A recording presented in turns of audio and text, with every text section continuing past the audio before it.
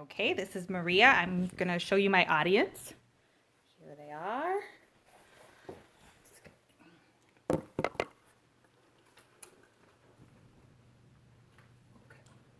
There are many questions people ask with incredulity when they live with an ethnocentric viewpoint. Why are you eating that? Why on earth would you dress that way?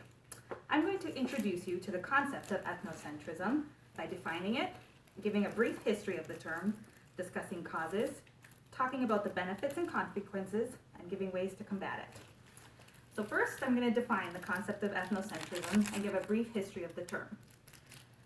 So according to the dictionary, ethnocentrism is the tendency to see others and their behaviors as distortions of our own behavior, coupled with the idea that our own cultural beliefs, values, and behavior are superior. So that's kind of a mouthful there. And it doesn't really capture the feeling of it. So I'm just going to tell you a little story about Deanna and Maya Scott. They're 15-year-old twins.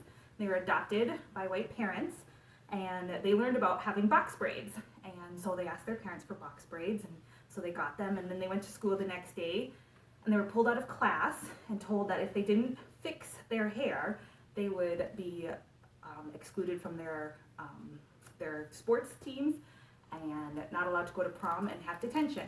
And so that story is kind of like the spirit of ethnocentrism. Like, these girls were told to fix their hair. Like, they were told that you're not like us.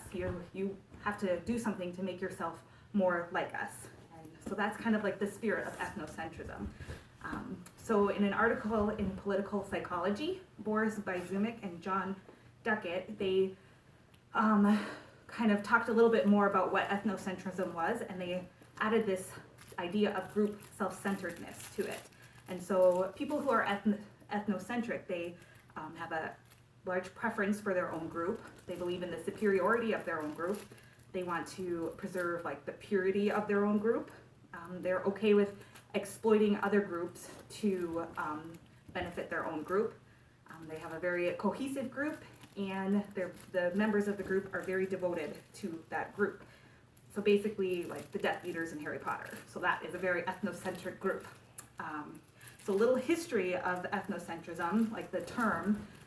So Darwin, he talked about how group competition, like competition with other groups, makes group members more cooperative with each other, and it benefits the group as a whole. And so a few years later, the sociologist William Graham Sumner, he kind of summed the whole deal up by just saying that ethnocentrism is believing one's culture is the norm. And so he was the man who kind of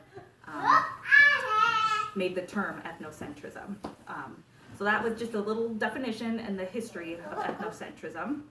So now I will discuss some of the causes of ethnocentrism. So most sociologists believe everybody's a little bit ethnocentric, so it exists upon a continuum. So from like the anthropologists who are who've studied other cultures and really understand them, and so like there may be on the equality side to people who are just sensitive to other cultures, to people who just don't care, like they're just really indifferent, to people who maybe avoid other cultures, to people who are actually prejudiced and disparage other cultures. Sociologists have a theory of where this comes from it's called self-categorization along with social comparison. And so like people have a desire to be a part of something or to have a place, and so they categorize themselves as a group, and then they want to find the positives, and so then they want to be like positive distinctiveness so they want to find things that make their group better than other groups. And so basically the ethnocentrism occurs as a function of the degree to which we identify with a group. Another thing that causes or increases ethnocentrism is the media. The media tends to enhance similarities between the in-group, so say like Americans or white people or whatever, so that's like the in-group, and then highlight the differences between like out-groups, so minorities or immigrants or whatever. And so then that is something that also increases ethnocentrism. So there are both benefits and consequences to ethnocentrism. We've already talked about some of the consequences, like intolerance and prejudice and hostility, and leads to open wars. So like Hitler and the Jews, like Hitler was very good about creating like an us versus them kind of thought process. And like here in America, people on juries, a lot of them have very ethnocentric viewpoints, and so a lot of minorities end up in jails because they don't have peers to like peers in the juries, and so that's a big consequence of ethnocentrism. There are benefits. One of them is self-sacrifice for the collective, so people are more willing to, well, I guess, like put themselves aside. Like there's a soldier by the name of McGinnis. So he was part of a convoy of Humvees, and he saw a grenade come into the truck, and instead he had lots of time to escape for himself, but instead he leapt on that grenade and saved the rest of the lives of his troop. And that could be something that we could see as ethnocentrism. Like he saw himself as part of a group, like whether it was his unit or the army or an American, and so he was willing to sacrifice himself for that. And so another benefit is devotion to communities, and so that's like people are more willing to donate their time and money to community, and then like solidarity, and then have also been higher levels of self-esteem found in people who are in ethnocentric societies. So finally, I'll discuss some ways of combating ethnocentrism. So first and foremost is to educate yourself.